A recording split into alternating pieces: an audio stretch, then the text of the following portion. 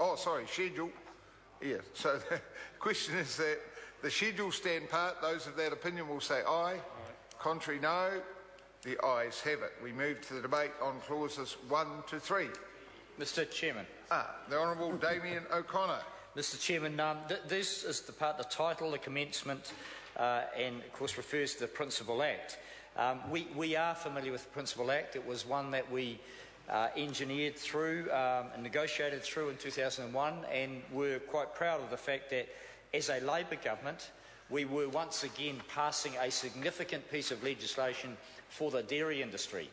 And in fact, if you go back to the 1930s under Labor, in the 50s under Labor, and of course in the 80s where we removed subsidies for all sectors, Labor has played a big part in dairy industry legislation. And of course 2001, the DERA Bill, the Principal Act, was to set the company up. We cannot support this legislation, and it is with sadness, I guess, that we find ourselves in that situation. And the Minister, if he had seen his way clear and the government had perhaps backed what it says rather than covering its real agenda, then it would have supported the SOP to limit the fund size, but the Minister clearly and his colleagues have other agendas. The title of the Act is the Dairy Industry Restructuring Amendment Act 2012. I'm tempted to put in an amendment that would say the Dairy Industry Destruction Act, and because I have no doubt that this bill will lead to a build-up of internal tension within Fonterra as the focus of the board and the focus of the management shifts from one of maximising the return to dairy farming shareholders through milk price and through dividend streams, less focus on dividend, and regardless of that division, the farmers ended up with all of that return. That will change, and the commencement date, which is laid out here, comes into force on the date specified in an order in council. Perhaps it won't come in. Perhaps the fund size won't reach $500 million, and within the two-year provisional period, it is possible, if dairy farmers are concerned enough and express their concerns through the Shareholders' Council, it is possible that this may not go ahead.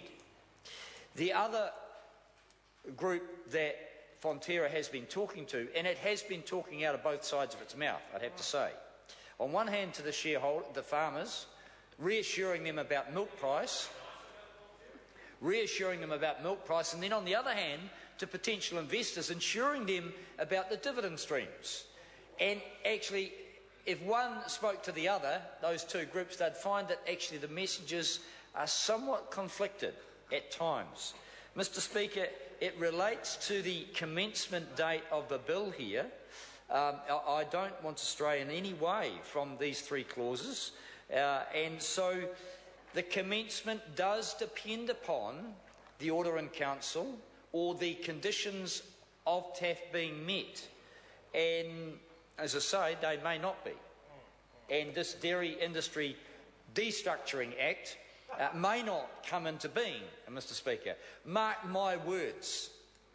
This will see the destruction of the cooperative of Fonterra, and I say that with sadness. And the Minister laughs there. This is the same Minister, of course, who's insisting that local councils sell down their assets.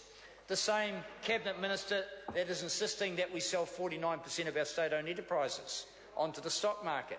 Little wonder then that he makes a joke of what will be building internal tension within Fonterra that will lead to, regardless of any constitutional limit, that will lead to changes that over time will see the loss of our biggest company. And Shane Ardern, the chairman of the committee, who has done a very good job, as good as he possibly could inside a national party, to bring about a fair piece of legislation, he knows full well too that without the legislative cap, then the fund size will blow out, the influence of those investors will overtake the interests of the farmers. And in fact, if you look around the world, farmers are either peasants or highly protected. In this country, they are in a unique situation, and the structure that has been Fonterra has enabled them to grow and succeed like no other company in this country. Mr. Speaker, I'm speaking on, Mr. Speaker. Yes, Mr. Chairman, sorry, Mr. Chairman, I'd like to get it right. I'd like to focus here. Mr. Chairman, I do fear that the title of this bill is misleading, that the commencement date will be a sad day when we see this opening of Fonterra to outside investors, and that the Principal Act that we were quite proud of, it wasn't perfect. It wasn't perfect. The fair value share has created tension that needed to be addressed, and there were ways of doing that. I acknowledge it. But the way that we're talking about here, the introduction of TAF and the opening up to the market, the valuation of the share of a cooperative is quite unique internationally, is quite unique. It's a model that has not been tried anywhere else, and in fact, putting the share value of a cooperative out into an open market for investors is not done anywhere else. This will be unique because the fungibility, that funny word that we've all had to learn about, the fungibility is designed to ensure that whatever unit investors decide is a fair price will be the price for the shares of Fonterra. And if, as some of the submitters say, that share price rises on the back of increasing dividends, then there's a potential for us to see the washout of many farmers' Fonterra and the undermining of their milk supply base. And the member over there who chairs the Select Committee knows full well what that means for a company. There are many, many dangers that the open market trading of units have in store or have created for Fonterra, the cooperative. And the sooner that is acknowledged and understood, then the sooner the farmers will realise what they're getting into. They have a chance. The Shareholders' Council has yet to endorse. It could stop the commencement date of this Act. That's Clause 2.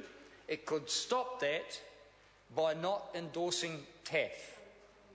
It's up to the Shareholders' Council now. The Minister laughs, but actually there's a legal requirement for the Shareholders' Council to sign off on this. They have not done so yet, and maybe if they're listening and thinking, they might start to realise what they're actually signing off on. Mr. Speaker, we do not support the bill. We do not support these three clauses because we think that it is actually misleading the farmers as to what indeed they're getting themselves into.